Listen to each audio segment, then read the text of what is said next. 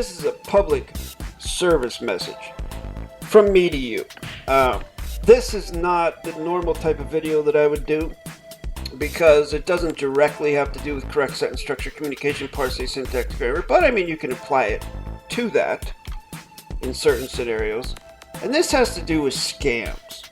Now, in the domain of correct sentence structure, communication, parse, syntax, grammar, or should we say, we'll use the word we'll use the term quantum grammar domain, because there are folks in the quantum grammar domain out there who have more followers than I do, more subscribers than I do, more social media presence than I do, but they don't have closure on correct sentence structure, communication, parse, syntax, grammar.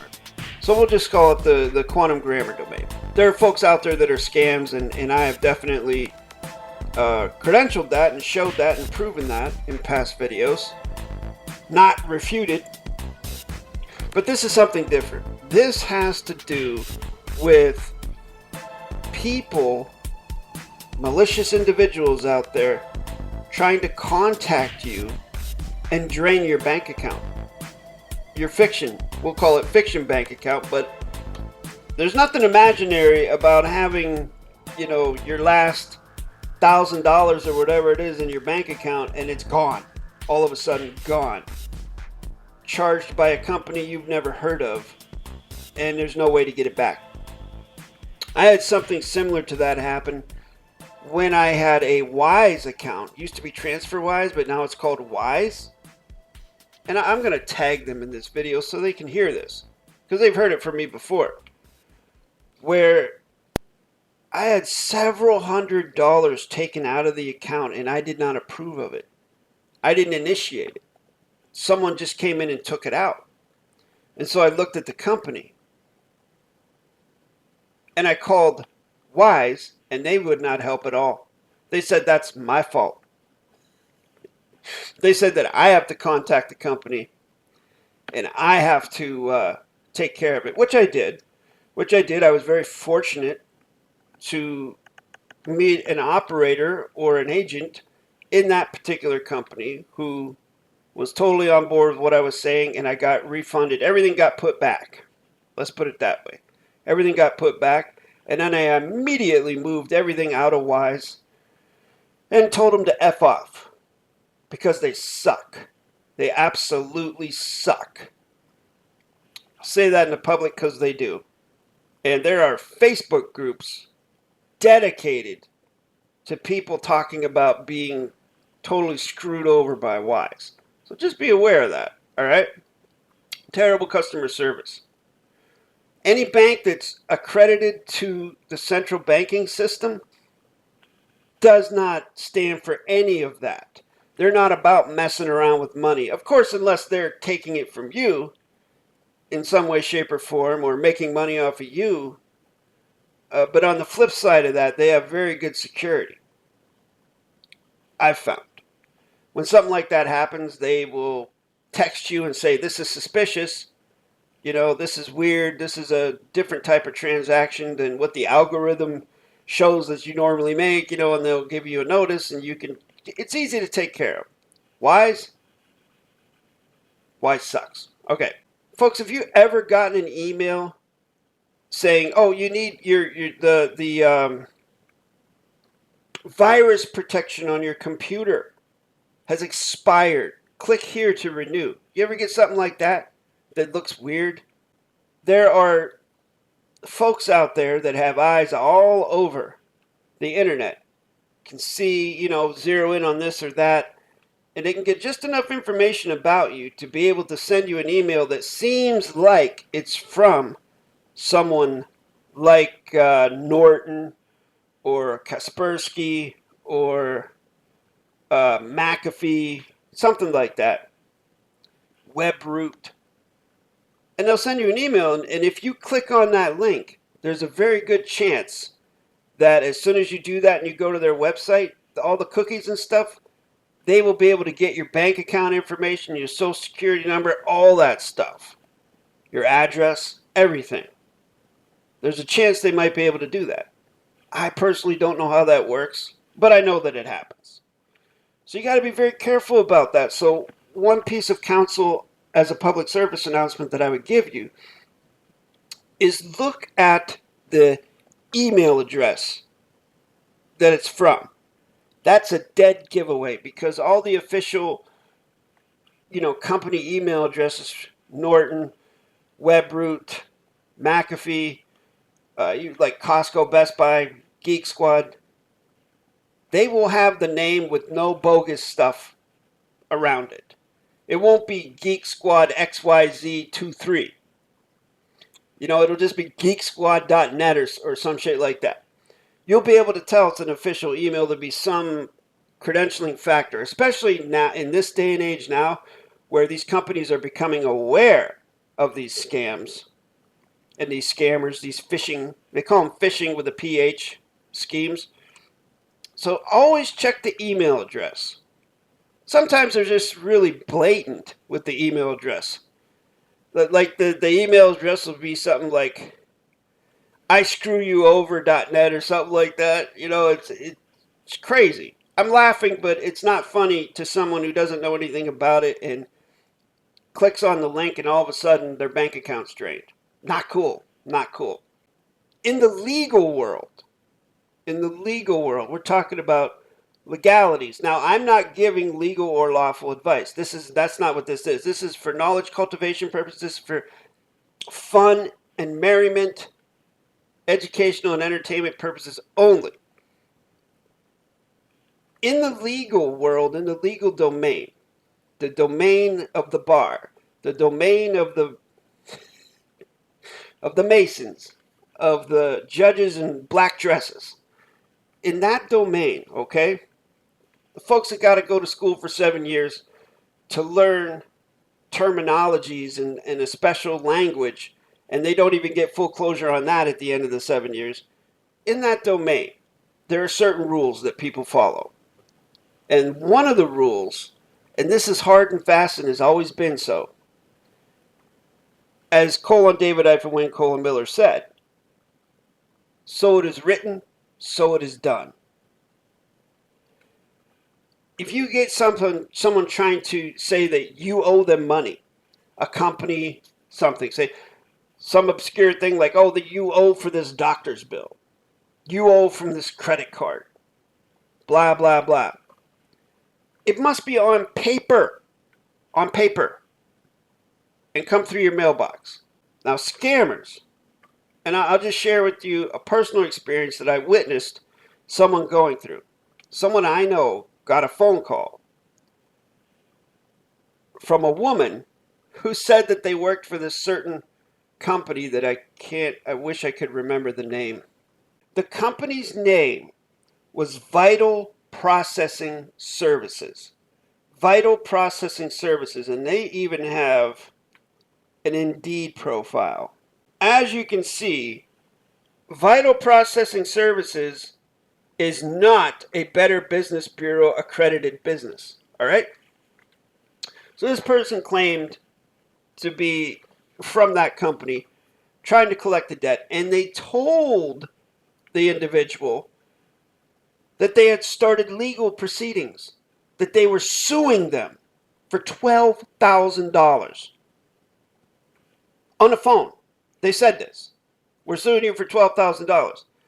But of course, out of the goodness of Vital Processing Server's heart, they said, but we can settle it right here if you pay us $4,000. Folks, let me ask you a question. If I borrowed $12,000 from you and I promised to pay it back and I didn't pay it back within the allotted time that we agreed on it, would you come to me and say, just give me 4 and we'll be good? Would you be okay with that? Or would you want the full 12? So this started a whole stream of events. It was like phone time, 2 or 3 hours on the phone.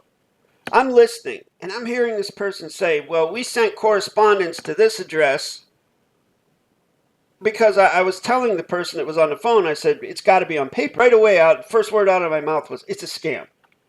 Because they're saying it on the phone. That's not how the legal system, the legal domain works. It's paper. They have a process. They start out with paper. They send out papers. They get addresses of people you know. They'll send it there. they'll try really hard to get a piece of paper to you. And if they can't do that, and if they're really serious, they will try to send like a constable or something to your house. They will wait out in front of your house until they see someone going, and they'll try and stop you and give you that piece of paper. That's the next step. Or they'll stop at your brother's house, your sister's house, your parents' house, your son's house. Some of you out there know what I'm talking about. They will go through those lengths to try and get that piece of paper, because once they get that piece of paper in your hand, once they've credentialed who you are, you've been served. They've done their job. Now they can put in their records that you've been served notice, and they can move on to the next step. It's creating a paper trail, one way or the other. They would prefer to do it through the post office. A caveat to that: sometimes a company will just bypass the post office and just send the constable out with a piece of paper and try and serve you that way. That's shady. This person's on the phone with the agent and asking questions, and myself and my wife are sort of coaching this person. And the person on the other end is saying that, yes, they've been sending notices. And the individual's like, well, I've never received any notice. I've never gotten even an email about it. Nothing. This is the first I've heard of this. Okay? So what happens next is the agent tells the individual that they were sending it to blah, blah, blah address, which is an address that the individual lived at 3 years ago. They've since moved. So the person says, I moved. And then the agent on the other end of the line says, oh, well, that's probably why you didn't get the papers. Any company worth their salt, any legal professional worth their salt, if what they're doing is worth it to them, if $12,000, alleged $12,000 debt is worth it to them, they can just Google someone's name and get the address.